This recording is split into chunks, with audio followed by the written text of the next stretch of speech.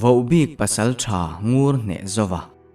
ziak tu Vincent pachuau bung som le pangana zetet khuwa chuan zan khadriakin an kholam an pan le ta a karazan an riale zak zak nuwa mong kon khuwa chu anin chir thleng ve le ta ani khochungan lu dona sapuyan mu le ta ka chuan khual pasal tha te chuan an mani pui thin tu sapui rol em mai kha chuak hlomin pasal tha tlang kira chuan ani khuwa zet hi zong an laka thupoi nei lo hi him ber engkim hi an lama atrangani beralo mule atia lal in chung lu tin walu pa chal nge na chuan an china han soi zung zunga an lo ngai thla thap mai a han soi zo chu hui pupin upa por khu ma chuan e khai mong kon nu mai chu aphut dup zel mai turani enga lalmung tina po chuan thu tha adon son du lo veini mithi kholama khodin chu atum zui to em lowang chumo ti na nui sung maya upalai ro wa chuan kei ze tet khuwa in thil ton chu ani hria chian ka chak ni aron tia por luai soi chak zong takalo ni si an soi tak tak mai chu an ele dual thin upanu na chuan luaya dot khatel zel khersu ching ne sai tian an om ngai lo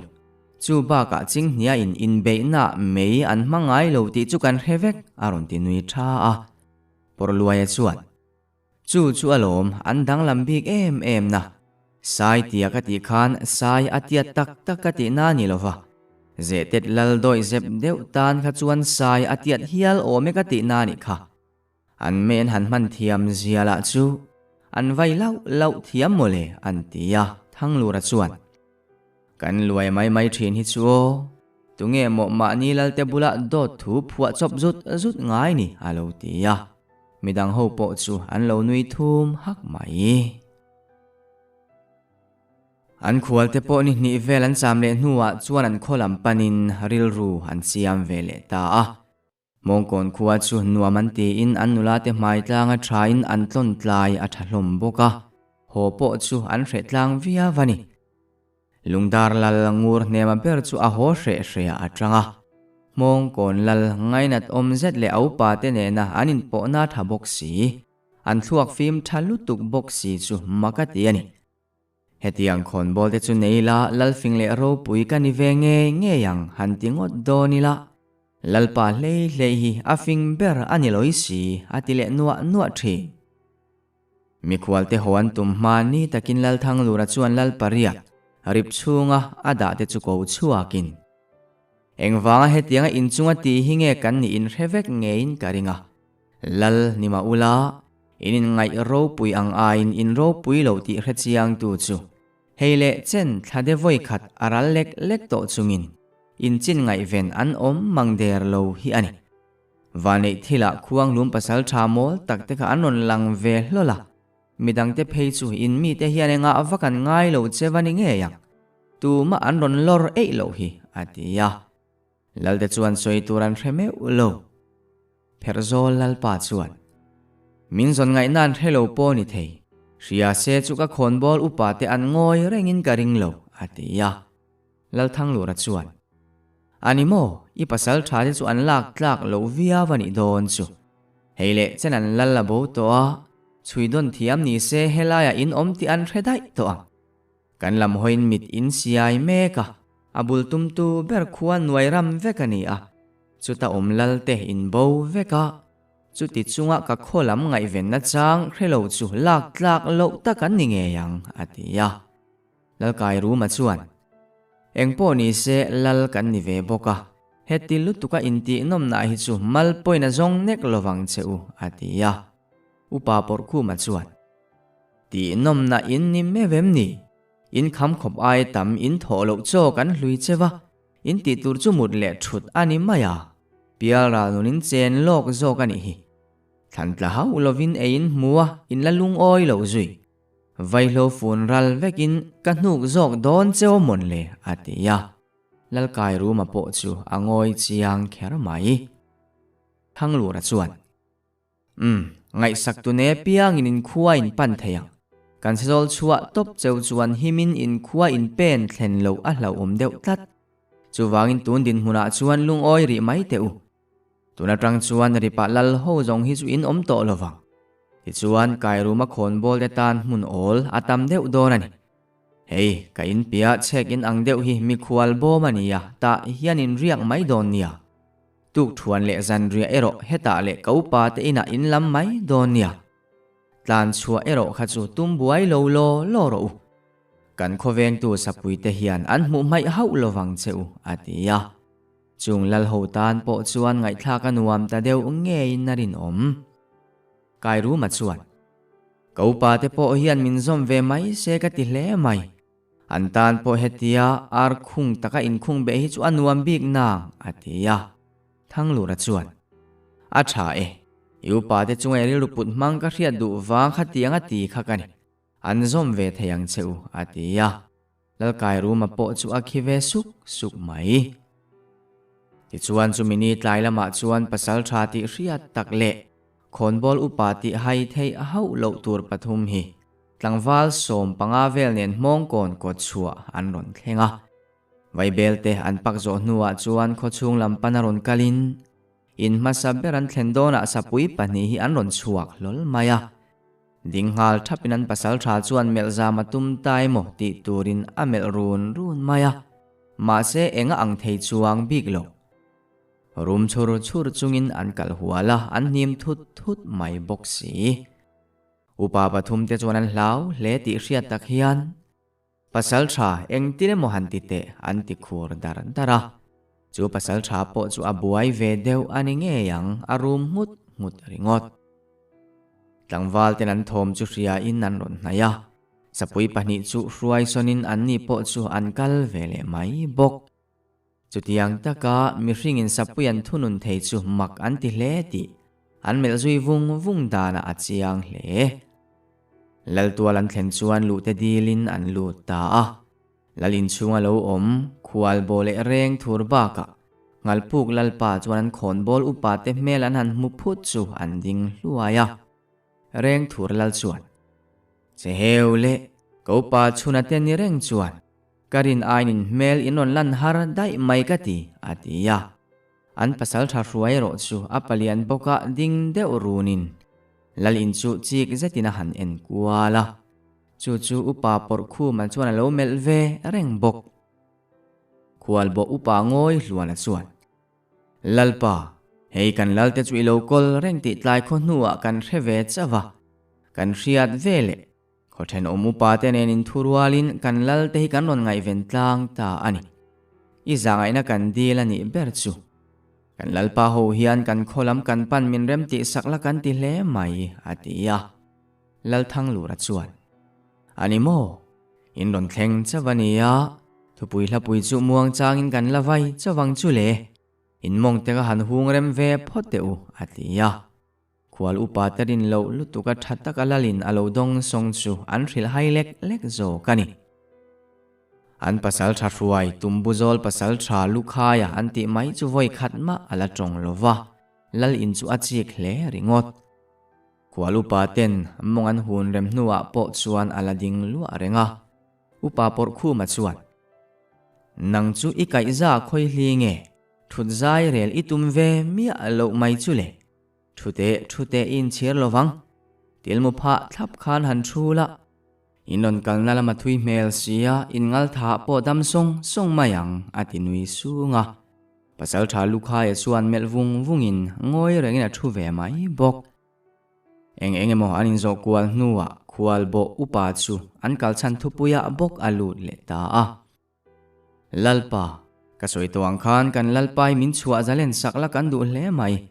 kan angai ni point kan nei to ka liam chu kan non akve thovania atia thang lura chuan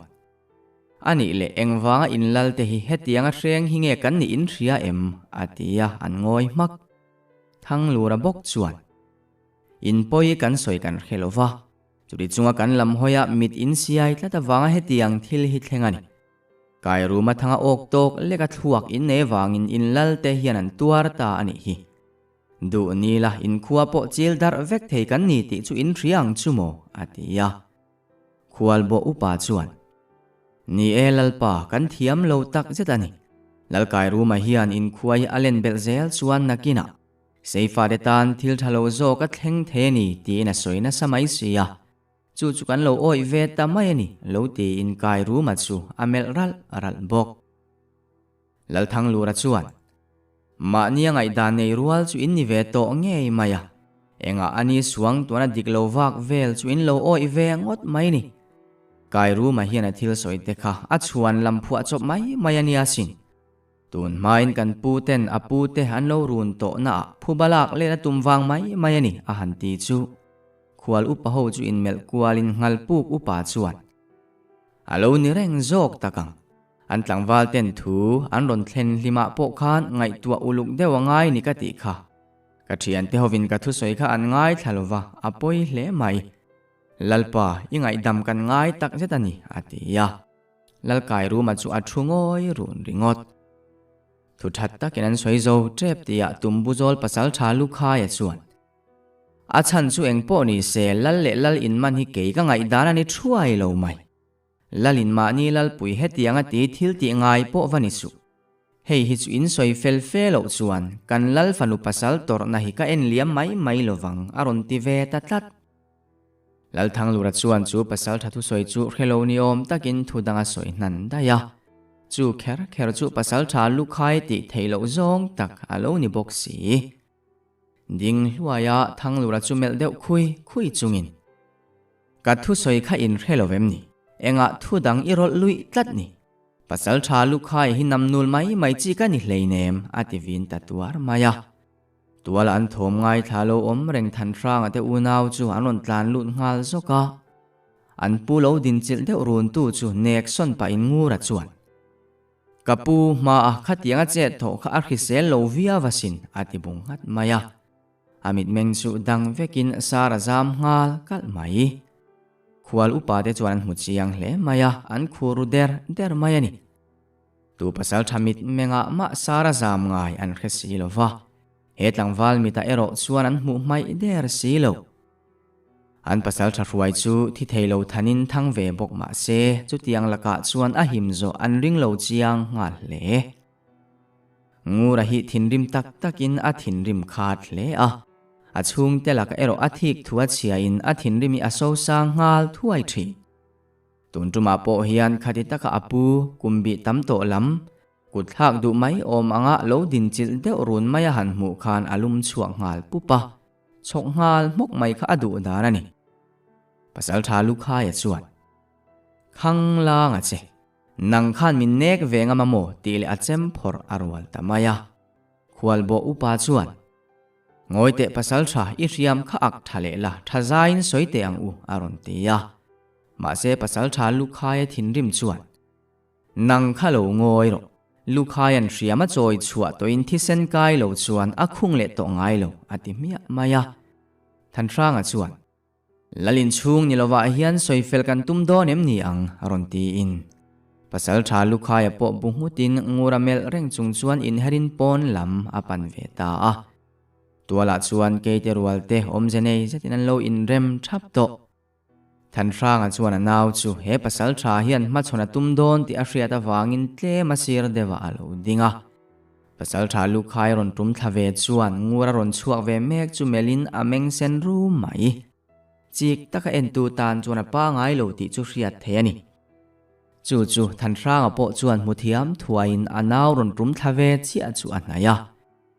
taya hemi hring hian chen chil tuemo veng tuemo anei don ti amit menga sona hriat thei phim khur hle angche atia ngura chu bungatin apu te ron chuak ve mek lam chu hoin apu ngai dan chu hriat masak adu ni ngei turani amel ran maya amit meng po apa ngai le to ti upa ho chuan mu in an tho huai hlom mai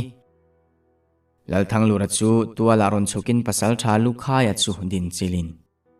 hei hi mong kon khuwa ani he khuai pasal tha satlia ngai dani nakal lo lallan niemo namchom fara po ni ro se thil dik lo ti tu chuan hremna thu mun ve kan mu thi nangai dan ni lo ti vel mai khan ko riat tu lo ti hriala mi thi khwai nai te ania sin tu le fa te ma kho sak dan thlan fu lo hi apoi thei viau bok soi fel ngai chu ka tu pa nen hianin soi fel aniang chu ti in achala pasal tha lukhai chalnor sik arap chu arwala lal thang lura hi akumbi tamto ma sela palian na chu pasal tha lukhai apola chen thuak thomai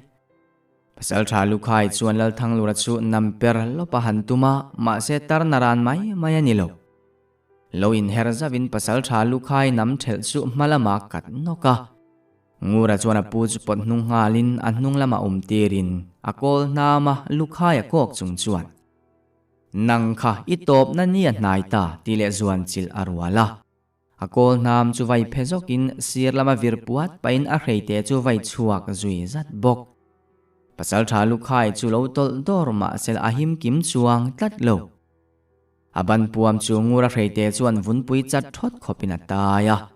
chuta bo zui pop na kol nam le hreite chu vai chuak zota aran ema wangin pasal tha lukhai point chet vena huna nei lovani ber mai churangurana akol naman potlet le chia chu aron vai chuak ve thut maya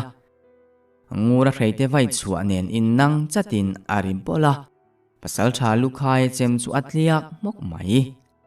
pasal tha lukhai chu ain thing khur tangur ngur maya aron hoi chuak le mit meng chu avar pup to ngura chu ko kin thum cher chuai hian ithidon kapot dar vek don che ti in aphefua maya ngura chu vai leng ngal nol anui zui huwa mai le ngal ngura poron tho chuak le in nui sang chung hian i han in bei tak takang miang ti in na pan na ya pasal tha lukhai ron phele zok chu lo person zau paina kol nam chu alo vai popa pasal tha lukhai chu rum hakin ngura sa na anung jang kak ruwa katang chuan thil hring deuh ngel ngul hi aron luang farngal fupa arim chem e mai le ngal ngura chuan eng huai chak na po mangro itop na thleng don khop ti na zuan na ya akol nam chuan sat popin pasal tha lukhai a po a om mai big lo akutin ngura kol nam chu lo dang ve zelin mak deuh main akut chu apem e lova chuta ku ron vai chuak le thutin ngura chu aper ve le ta thing khona vadel arop nge aron tho chuak le po chu azive tal mai a thian de tel ve tum chu than ranga chuan lo dangin chutiang be tur chuan ngura ai than na om lo ti a khe chiang tlat a thian de tanin rol ve lo chu an him na ani jok don ti pu a ria ani ngura mit meng po chu adang le dai to a akol nam le hreite chu nget taka humin pasal tha lukhai chu an nai pheya ani chuana kut alo vai fuwa a ma se ngura chu thu niamin akol nam chu avai chuaka sir lama sot phei ngalin a hreite chu avai chuak zui le zat bok pasal tha lukhai chu atre ngal ru amai ngura khan akhup chung dewa alo sa chum sak wangani huai chen chilma ni sela ake bung chu inzom tir theito bik hek lo le ngura la chuan du tok tum lovin tlan helin a hreite chuan vai le popa pasal tha lukhai ban lo vai chu akut bora chum le mok chutiang zelin a fu ke chu asa chum sakta mia maya pasal tha lukhaya thi theilowan ti tan po ti thei a om to lo rol rap thak tak chuina au dial ruaya reilo teya thliron thovu kuvukin chum dum hian mong kon khuwa chu aron khu zui lupa lal thang lura chuan thil dik lo thleng don ti ria in mi puide chu an mani in lam theu pan turin na tiya ma sela au thom chu an thlom lo nge ni thi thovu kuvu kara chuan an din nga in an ding thup ringot ngura chuan thil thleng chu ami ma chon pa wangani ti riana kol nam chu avai phele zoka pasal tha lukhai lu chu per lopin chumi rual chuan thli thokara chuan na tuar tre thom hria tura om zui zat rei ero chu ni lo chum dum chu kiang ta duwa kin thli thovu po chu are chop chil vele maya khochinan thlir kwa lai chuan pasal tha lukhai ruang chu mu tura lo om to der lo maya ni ataksa tanga tui nang farte ero le ya chuan mu tura la om vek akut bor le ke chum te po la omma sela ataksa le lu chu mu tura om to tlat lo mi puite makti chu ngoi thopin lal thang lura chuan mong kon khuwa hi huai ho ti chiat thei ani lo ti alang chiang le ta dikna phong kan chel tlat chung chu khuwa nu hian min hoisan lovang tual vel kha tlangwal te khan an thian fai ula nun phung pa nga in kal le to ang o atia mi puite po in lampana trinin ka lova lal tual po chu engma thleng lo ang mai ani le to ngura ero pasal tha lu khaina ku ta thak ve na wang khana sil ve them thuma mi khwal te chuan ngura chu makan ti hle a mel enin akum bi ala tam lo ti achiang sia huai chen chil mi hring ti hai hau lo tur po ol sam angreng takin atuk zal thei mai boxi a mel ena zuam om tak ani line zuam chi ani hau boxi lo lam sui lama an chet pui khwal pasal tha te point an khuan lapan hlom lo wangin thil thleng kha an hu ve veka ngura te an lo ngai ne ve deu ringo thin kha an zak non le chem nge yang lungdar pasal tha ral chi nga phei chuan mi pa nga yang in kan lo pen pui ve nok nok kha ni ya mel malaman ni lo chu ka lom hle mai ka ma chuwa ka du lo ber ani ome sapui hliam ai po in ka ma chon thre zok tlat ati chuak hialani lalin chungan lu le nuwa chuan pasal tha lu kha ya ron ruai tu khwal bo upa le athurwal puite chuan soi turan hreme ulova upa por khu ma chuan kha le in pasal tharon ruai la kan tu pai na that der maya athur hima huai ho nen in don pen thui reng gati kha in don muan pui ve em chu ni om sia kan pasal tha tak po la ni lo pasal thani na po la lina pek lo ma khati kha ani tamai sia hubalak in chak ru viau lowang mo nui soi deuh bai chungin na tia khwal bo upa chuan ani kha khati ang ani kan thengai lo reng athi theilo an ti thin te chukan lo hre ve nge ya thutaka po kan lo ngai chi a hleine ama kan pasal tha ni lovin kan lal nu pa khuwa tumbuzol pasal tha ni ya an lalpa hian eng angin nge angayang ti ero ka hre phave to love atia upalai ro wachuan kei ka ngai ala tha hlei thei tlat lo aruang kha tuin nge lo seng hoyang ti ka ngai tua hian aron kir le mai lo wang mo ka ti devani aron tia an ngoi thap upakol te chuan khai uparo ha dam te khan om te pasal tha khote mi hring za deuh tho kan neya huai zatam poron thok se engti thei an nei chuang lowang atia an lalman te poron thukwal ve lain soiture ro an threlem lovani yang an ngoi thap ringot chuta lalthang lura chuan thil thleng ka chu thei ngil tum tari ila kalo soito angin hei khothuma tangin an lalte chin ngai venan ron kalta ni ya anni hian an lalte chu an ho pui kan rem ti sakanga amai ro chu kan lam hoyam mit in sia emo kan poi khoi zonga thuin nei ti kan riat vai chon zangai na om to lowang midang te ero chin ngai ven tuin nei lovani le heta in luin phum to mai ni yang chu nui hak chungin na ti ya lal ho chu an ngoi thap nakin dewa chuan kai ru maron ding chuakin ngoi te lalpa hei an ni rual hian min kaltir ve mai la ke phei chu pan tur lam ber po ka ngai tua fe la ngai don le nga helaya kan chin ngai ven tu te lo nga ngot mai chu a khot lai thak mai lo mo atia upa por khu ma chuan ati chi lowang kong tluanin an ni ho kha bumi tum le mo nianga dot choi thiam ro boxi thil ni lo lova ring irol tir le palang nangma big phei kha chu turual ma kal tir chi ni lo kan sapui te hian tha zok che sela thang atia an thum hak chutiang te ni ta ka chuan ni la sang ang reng bok nen khual bo reng thur le ngal puk lalte chu an upa te nen mong kon khuwa chua sanin an kholaman pana lalte po an zoi zan to ni in nalang lalkai ru mati lo hi chuan mong kon lam epa thu poi nei emo an ma ni do zonga khosakan tum to lo hlom veka khonei to lo ber lalkai ru ma ero palu lul te taka aril rula nem ve thei tlat lo chu thang lura po hian amu thiam renga azoi zat ma chu chua zalen mai kha tum lovani atu khwalo war vele chuan lungdar lalpa hovin khwal pasal tha te point ma ni kholam an pana ngura te point thui tak an thla nge chuan hun liam le khetin ni thuma han liam le chuan pherzol nga chiale chong tual ba ka lungrang khonbol upate anron lang vele ta a anni po khoton tira ranga tenan lo dang buai vele ni turani tlangwal then khatin mu in anron fruai sona lal in anron lut po chu an lameng phel deuh phang mai an nui na le kal chan te an soi chu upa por khu ma chu an nui kur maya an lal man te hi lal in an om ve mai thina wangin an chin ngai ven tu te an lo mu ve ngal zela lal kai ru ma hoi hai thei ta biak lu tuk chuan upa por khu ma nui ati zatlat ni turani anui ya zual puya re nuwa kai rum ila van duai tluang zela ni mo tu tan ma ilu ve lo wani nge yang tun thlengin ka ui ka ari tu chen la om ve tlat lo nang chuan kan khuai i pel to don lo wa ang hle mai ma se lungai su kan pia dewa son tlang bok lian vak lo wa oma ta son nu thloi thuri nen sangal in khong ve mayang chu ti na nui zui kura upa kol te chuan nui hak pai sangal chi lo po an khong dun thayang chu alo ti ya an nui ham mi khwal te ero nu thloi thuri an riat ve lo wange ni an nui za phave te chiam lo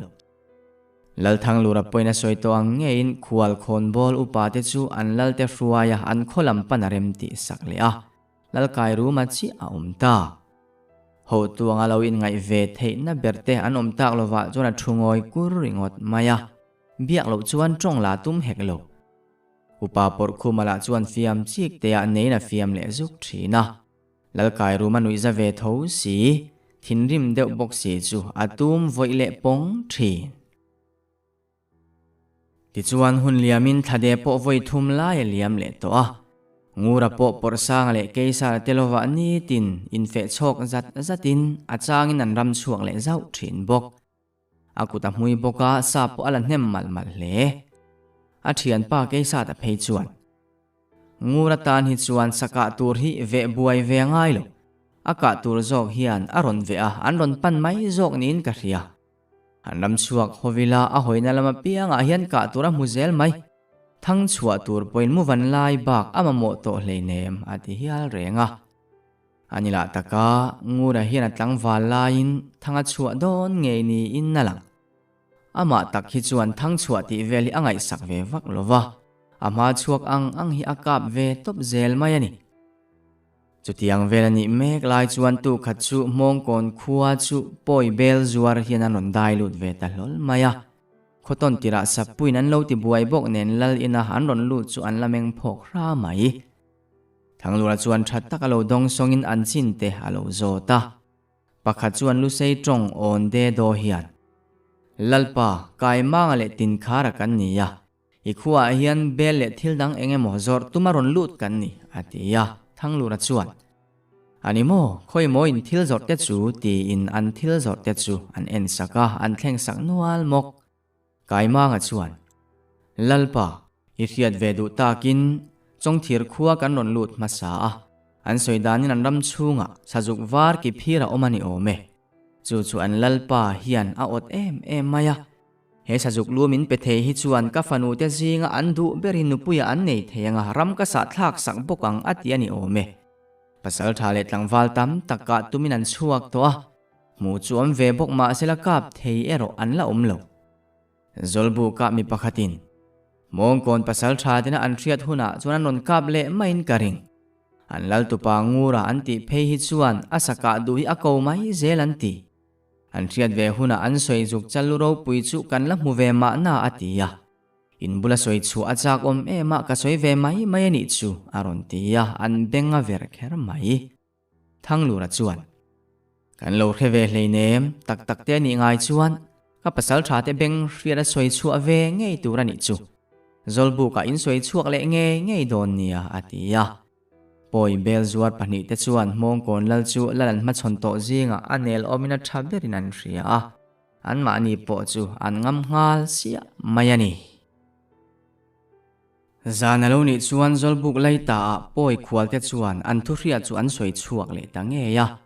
mong kon pasal tha te benga ver ngal zar mai zot chiang hal sapin anni point that takin an ril ve zela chong thir kholam pan chu an chak hlom via wani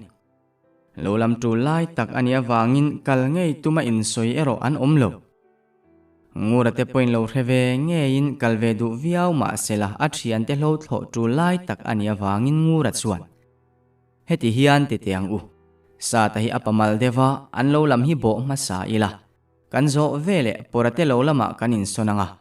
ani chu an pom chin zau te ma sela an kut arwal zo ka kan zo thuain karing chong thir lam chu pan ve nge ya chak om tlat an lal fanu ain zuk chalwar ki phir chu kan du zok tak le kholama kan hon dayanga ni mai lom atia an thu soilo khe pha kol liana chuan in zinga kalve kan du kanaw tenen kan ron puyang cheu aron tia an tum ai main lo chu an thlo zo ma don ti achiang ta boka an phur lutuk chu an aw chuak lo chawani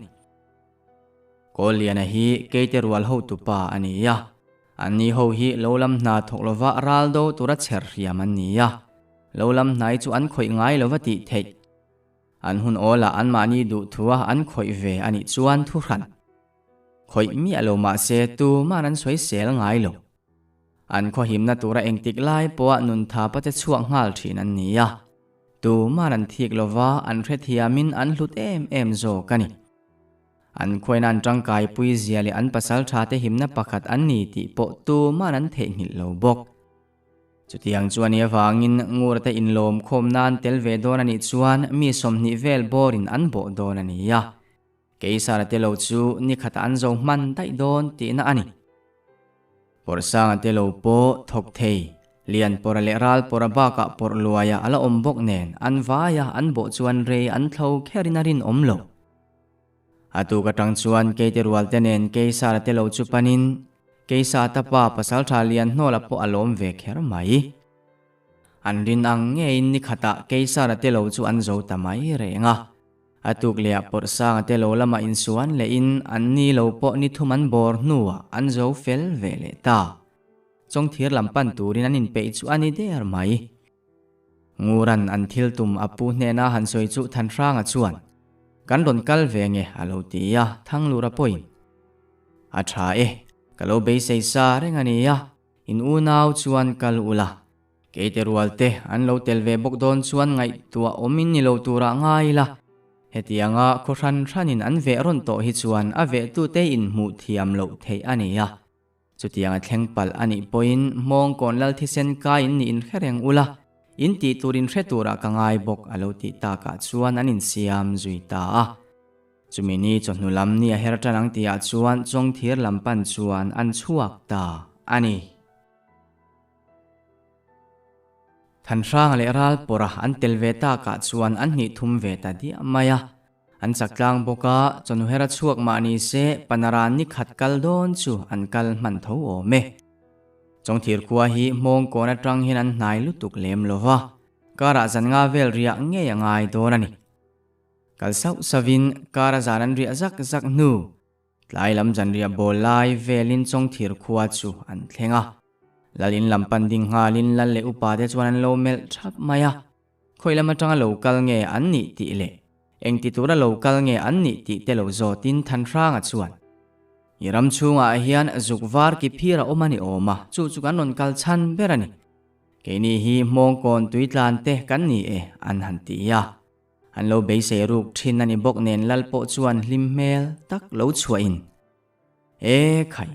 lal thang lura pasal tha te in ni mo in ron lan huni kan lo ngai chang reng zo ka sin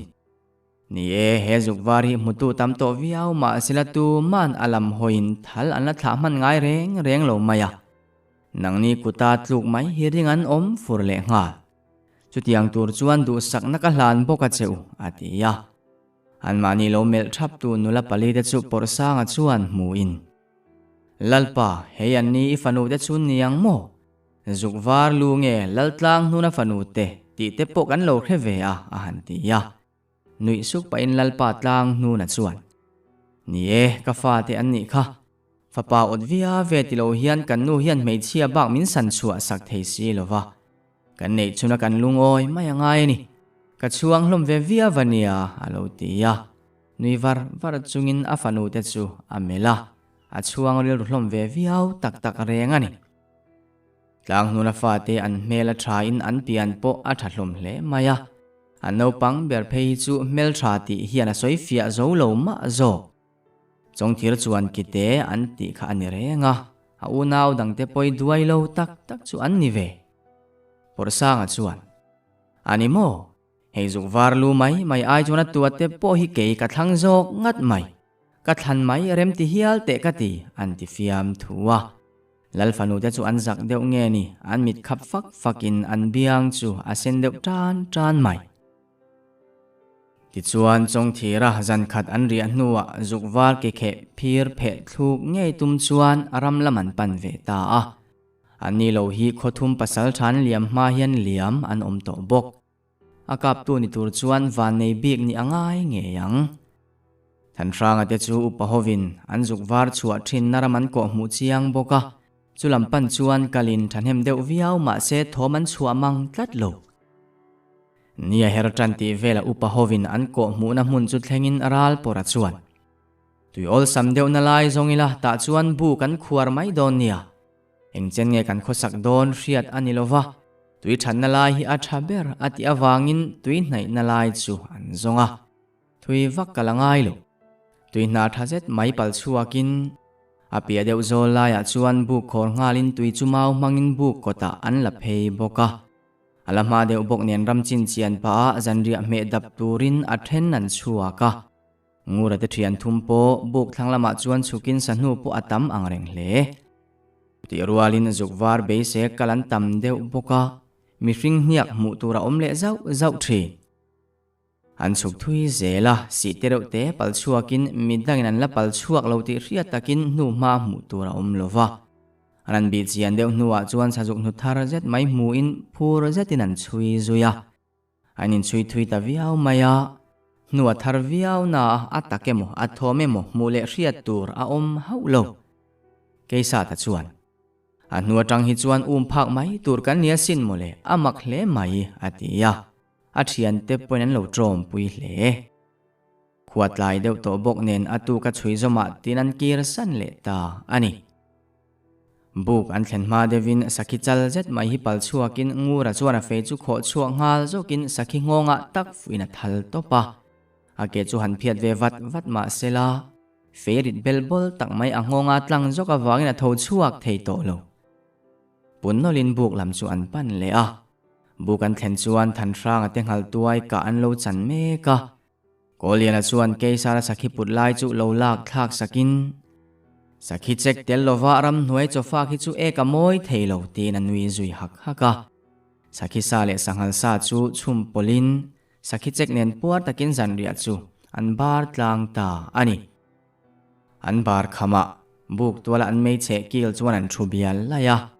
porsanga chuan apu achun fu zia aron lang ve ta tlat dot le thu tak cho pola thilan soi tak mai chu an khisung hlom mai ani zama chuan porale ka oi lo viau nain angai nom phian boxia aron tia thuya chuan hatin lo ti mai lo te pora sajuk luphir chanchin chu han soi zom te aki phir po ni lo alu phir ngat mai chanchin chu riat achak om e mai atia porsanga chuan uluk deuh khan lo ngai thlaro tuna kan soi mek hi tuna kan hel mek zukwar thla tu hi ani ngei po karing kha chajuk khamak takani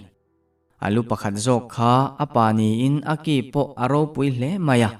pakhat zok ero kha chu anu ani thunga anla in thurwal lo em zui an kaldu na lam ain an lo thina wangin an du na lam ve a kal an tum hi anin pot ve thin ni turani an din na nga ya an dingar ngar zel chuti lai tak chuan ania ka phok ni min mu point tlan son an tuma ma sela an theilo an tilel chu an nui hama ral pora point anaw thu soi chu anui pui hak mai choya chuan chuti chu sajuk nu nge ania pa jok ni ta ti among lami fiem atia porsanga chuan fiang chu ala nei kop zel tho ama in ain rai thei hialin karing an tile chu keisa ta chuan oi om lo lutuk do ta po hian oi om a om deuh soi po soi to su mumang iti chezo pal reu rewange aron tinui sunga porsanga chuan nanga ngai tuana khan hethiam phavena nangte chu nu thloi thuri po khuwa wang nula muin I muthina ni lom ni thur voi bom liani anti chu zat takin an nui taham hama zana re deuh ta ka chuan buk chunga lu tamu in reilo te a nar thom thria tur aum zui ngal zat mai atu khowara chuan tuk thuan an buat sai lain mi panga hi an ron lang hlol maya ka zukvar be sei ve thovin niang mo nang ni ain helai kan thleng ma sa zo ka chu wangin kan zain ngai deuh tur ani ang aron ti tong maya than thranga chuan ngoi te bu khat in trom po kan nilova mani lumin lumila atha jok lowang mo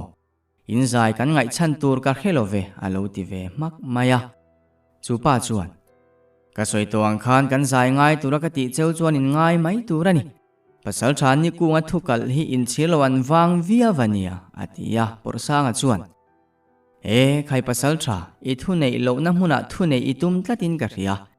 inaw te nei soi tur kan nei soi daya I chil per poi ui jok lom ni voi khat in hmuna min hayani ka wahan ring em antia pasal tha ni kunga chu ameng tur hal khui mai nau pang eng moi soi kha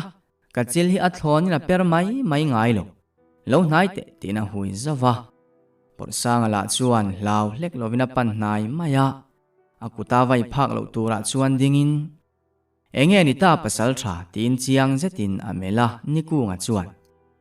chaltlai taka kamin che khuma wangin hei hi chan turani ti le akut ron vai pop chu arwala porsanga chu lo thezavin avai thel chia chu ring em hian aya ativak maya pasal tha nikunga po apuzok thei hialani thinrim zeta achem phorin min run luyamo kan chok mok te angche tile achem lek chu arwala ngura churon dok chuak zokin abana chel sakpa chuan fiamidol lo hle mai kan bu karon kalin du iron soya ka thiana hian han fiam ve deuh chea hriami lek ngal ngot mai I huai via wani chuan kan in ma chon don em ni atia pasal tha ni kunga chuan ngura chelna tang chuan tal chu mai han tuma ma sela a thei tlat lo naupang min tha thuai lo chuan ka that nge yang che atia ngura chuan pasal thai ni ya do thena nei ve deuh to ang che tin hem huna hian thil thu mun vein kan omani awan nei berma chuak tur ani awangin dik taka che tur ani I thu nei na chin thre chiang ang che atia pasal thani kunga chuan chutia ama aya naupang fe in vauti tia an tong khum chu en liam hlei thei tlat lo phiang sen cha chuan naupang tinin laka zol ka do deve kan tinia khati tia kamin han che khum chule pasal thani kunga hi tunge kani kan hria tir te ang che ti le akut le lamwai chua pop chu arwala ngura beka tak chuan fuina thlesoka pasal thani kunga bana chelna po chu atha chiang hle pasal thani kungan ngura in siam rem ma sa antum chu achema vai chi atia atum taka sa fu main chem dang hian ron danga than ranga chuan pasal thani kunga chem madan perwal chuna kutle lamwai chuak fuwa in richokin pasal thani kunga chu apai zui noka bo zui du lem lovin ain siam rem hunero chu alo ngak ran thung pasal thani kunga naw te po chet mai in pein an hriaman dom farto atira khan buk twala omte chau khan huwa wangin an zuam deu ania ma sela kut an han tho ta ka chunan lo tam fe mai sia an tilak lo an ki ri lo mai ni inala pasal thani kunga po ronin siam rem le thuai heu min be ron don ani mo atia than ranga chuan riam hum lo ma riam lek re lo pasal tha chu dik taka ma chon po I phu me vem ni Beiron thua chuan beiron thammi ni lo ti chu ke ai poini in thre chiang jok nge yang tuna hian kyang ngala ni lo chuan ka kol nami ka vai khum nge yang cheu atia nikunga chuan atam jok ni hi chuan tong huai hi olvia vasin aron tile rama ngura chuan ko tai lo kyang te ke man he pasal thalak tlak lo zet hi nundan phung kan zir ti range aron tia